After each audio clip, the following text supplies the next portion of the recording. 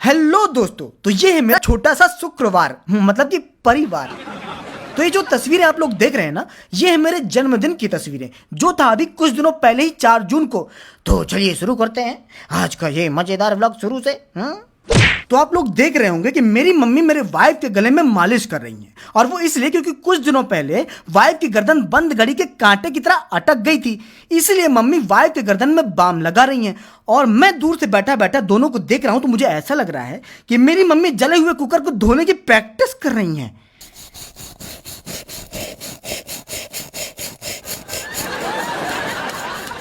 अरे तो धोने देना, सुना नहीं क्या कि practice makes man perfect. Practice कर रही हैं। खैर, 1-1.5 दिन में वाइफ की गर्दन को आराम मिला तो मुझे काम मिला, लेकिन मुझे इस काम से कोई दिक्कत नहीं थी, क्योंकि वाइफ मुझे आज लेके जा रही थी शॉपिंग कराने के लिए। हाँ, सही सुना आपने, मुझे शॉपिंग कराने के लिए। बात ये थी कि वाइफ मुझे मेरे जन्मदिन पे घड़ी गिफ्ट देना चाहती थी। ओए, अपने जन्मदिन पे घड़ी लेगा तू? पहले इस्तेमाल करे फिर विश्वास करे। अरे यार, घड़ी डिटर्जेंट पाउडर की बात नहीं कर रहा हूं मैं, हाथ वाली घड़ी। तो मैं और वाइफ घर से निकलकर चौराहे में पहुंच गए, लेकिन चौराहे में पहुंचने के बाद हम लोग को ऐसी कोई दुकान नहीं मिली जहां पर ठीक ठाक घड़ी हम लोगों को मिल जाती।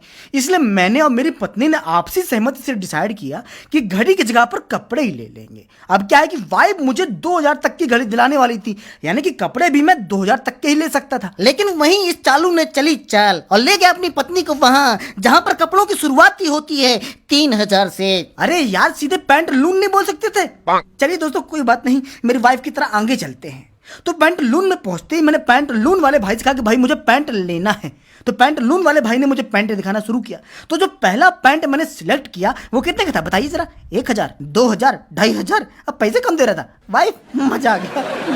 पैंट पहनने के बाद मैंने चेक किया कि पैंट की फिटिंग कैसी है। इसी बीच मैंने सोचा कि जब पैंट के पैसे वाइफ से ले रहा हूं तो पैंट के बारे में वाइफ से एक राय भी ले लेता हूं, नहीं तो पता चले गुस्सा हो जाए तो पैंट के पैसे भी ना दें। अजीब तो नहीं लग रहा? नहीं। लेकिन वाइफ से राय लेने के बाद ना मैंने अपनी राय बदल दी और दूसरा पैंट लेके आ गया। और दूसरे पैंट की सबसे बड़ी खासियत ये थी कि वो पहले पैंट से भी महंगा था। पूरे के पूरे 899 रुपए महंगा, मौका कैसे छोड़ता। वैसे पैंट लून से पैंट लेने के बाद मैंने शर्ट लून भी ली और साथ में एक टी शर्ट भी ली। तो तीनों के दामों को जब जोड़े गए ना तो भाई साहब बिल पहुंचा 5200 के पार। अब हम लोग यहाँ पर बिल कटाने के लिए खड़े हैं। तो मेरी वाइफ के चेहरे को आप लोग देख रहे होंगे कि मुझे शॉपिंग कराने के बाद कितनी सुंदर लग रही हैं। मैं तो रिकमेंड करूंगा कि मुझे रोज शॉपिंग कराएं, उनकी सुंदरता दिन ब दिन बढ़ती जाएगी। तो शॉपिंग करने के बाद हम लोग वहां से बाहर निकले और बाहर निकलते ही वाइफ ने मुझसे कहा कि चिंता मत करो, अपना टाइम भी आएगा। तो बात यह है कि वाइफ झूठ नहीं बोल रही थी, क्योंकि जून के महीने के निकलते ही जैसे जुलाई का महीना लगेगा वैसे ही अपनी लगने लगेगी, क्योंकि 7 जुलाई को पड़ती है हम लोगों की शादी की पहली एनिवर्सरी, और 2 दिन छोड़ने के बाद 10 जुलाई को पड़ता है वाइफ का जन्मदिन। यानी कि 4 दिन के बीच में मेरा 2 बार बाजा बजेगा। खैर, बाजा तो बाद में बजेगा। फिलहाल आज शॉपिंग करके जब मैं घर लौटा तो इतना प्रसन्न था कि अपने कदमों को थिरकने से रोक नहीं पाया। हो 5217 के कपड़े अपने पैसे से नहीं लिए, लेकिन अभी दिए मैंने अपने अकाउंट से ही है, तो पैसे मेरे को दे देना, फोन पे कर देगी। बस यही ख्याल आते ही स्टेज नाश्ता बंद कर दिया। अरे क्यों ना बंद करूं नाचना, कहीं बीवी ने गुस्सा होकर पैसे ना भेजे तो मैं पहला ऐसा शख्स बन जाऊंगा जो अपने जन्मदिन में खुद को 5200 के कपड़े गिफ्ट दे रहा है। खैर खैर खैर, इसके बाद मैं आया अपनी मम्मी के पास, मम्मी को ये बताने कि मम्मी आज मैंने तुम्हारी बहू से 5200 के कपड़े खींच लिए। मम्मी, मैंने खींच लिए, लेकिन इससे ज्यादा खुशी मैंने जताई नहीं, ना बताई, क्योंकि आप सबको पता है कहीं वाइफ अगर पैसे ना देती तो मुझे इतना लंबा घाटा लगता कि लोगों के साथ तो दुर्घटना होती है, मेरे साथ दुर्घाटा होता। तो इसी हसीन शाम के साथ खत्म हुई आज की रात और हुई अगली सुबह। तो सुबह सुबह अक्सर मैं एक्सरसाइज करता हूँ, तो अपनी एक्सरसाइज खत्म करने के बाद मैं यहाँ वहाँ घूम ही रहा था, तभी मुझे मेरी मम्मी दिखाई दी। आपको भी दिखाई दी ना, मेरे पीछे वो अपनी एक्सरसाइज कर रही हैं। इससे क्या होता भाई, क्या बनता है बताना जरा? इससे ट्राइसेप्स बनते। बहुत अच्छा बताया भाई कि इससे ट्राइसेप्स बनते हैं, लेकिन जब मम्मी फेंक के मारती है ना तो निशान भी बनते हैं। अच्छा आप लोग वो सब छोड़िए और इसकी पत्नी को देखिए, इतने ज्यादा पीले कपड़े पहने हैं, इतने ज्यादा पीले कपड़े पहने हैं कि पत्नी का और हल्दीराम की हल्दी वाली चिप्स ज्यादा लग रही है। हाँ भाई, इसीलिए पिछले 2 दिनों से नेहा और मेरे बीच में WWE चल रहा है। लेकिन सही बता रहा हूँ, जब मैं नेहा के लिए ये मिक्सी ले रहा था दुकान में तब भी मुझे अच्छी लग रही थी। जब मैं लेके आ गया हूँ, नेहा पहन के सोफे के ऊपर बैठी है, तब भी मुझे अच्छी लग रही है। लेकिन नेहा को ना तब अच्छी लगी थी, ना अब अच्छी लग रही, ना कभी अच्छी लगेगी, और मुझे सुनना पड़ेगा। अरे बाबा, और दूसरी मैक्सी भी लानी पड़ेगी ना, अगर कानों को सुन्न होने से बचाना है। नहीं झूलेलाल। अरे सुनना सुनाना बाद में, पहले आप लोग ये पैकेट देखिए जो घर का दरवाजा खोल के मैं अपने कमरे के अंदर लेके जा रहा हूँ। ये पैकेट नहीं है, मेरे जन्मदिन में दिया जाने वाला गिफ्ट है जो मुझे देगा इनका भाई, यानी कि मेरा साला। तो साले का गिफ्ट रिसीव करने के बाद दोपहर के बीत जाने के बाद अब मैं शाम को पहुंच गया बार्बर की दुकान पे। क्या है कि पिछले कई दिनों से मेरी वाइफ, मेरी धर्म पत्नी मेरे ऊपर इतना पॉलिटिकल प्रेशर बना रही थी दाढ़ी कटवाने का कि रोज रोज बातें सुन के मैंने सोचा क्यों ना जन्मदिन के एक दिन पहले मैं अपनी दाढ़ी कटवा लूं। तो दाढ़ी कटने के बाद मेरी शक्ल मुझे ऐसी लगी जैसे मैं साकाल हो गया हूँ।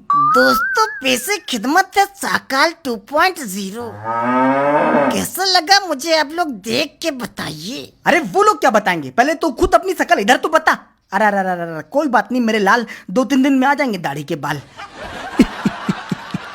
तो दोस्तों, ये है वो दिन जिस दिन पड़ता है इसका जन्मदिन, यानी कि 4 जून। और इसके जन्मदिन की एक कहानी भी है। अरे मैं बताऊंगा या तू बताएगा? नहीं भैया, मैं ही बताऊंगा। तो दोस्तों, 4 जून वो तारीख है जो मेरे मार्कशीट में मेरी बर्थ डेट के रूप में अंकित है। लेकिन 27 जुलाई वो तारीख है जो मेरे वास्तविक जन्मतिथि है। लेकिन दिक्कत ये है कि बचपन से लेकर 25-26 साल की उम्र तक मेरा जन्मदिन मैंने, मेरे परिवार वालों ने 4 जून को ही मनाया है।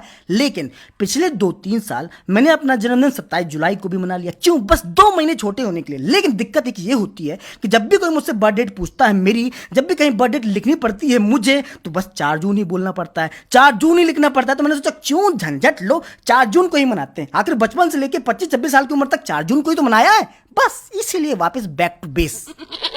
समझ रहे बात? तो आज है 4 जून। तो आज 4 जून के दिन मैंने सोचा क्यों ना पेपर में आने वाला राशिफल पढ़ा जाए। वैसे तो मैं नहीं पढ़ता, लेकिन आज जन्मदिन पर पढ़ के देखते हैं क्या लिखा है। तो मैंने दरवाजे के पास पड़ा पेपर उठाया, बीवी के पास पहुंचा और अपनी राशि पढ़ने लगा। मेरी राशि है वृषभ।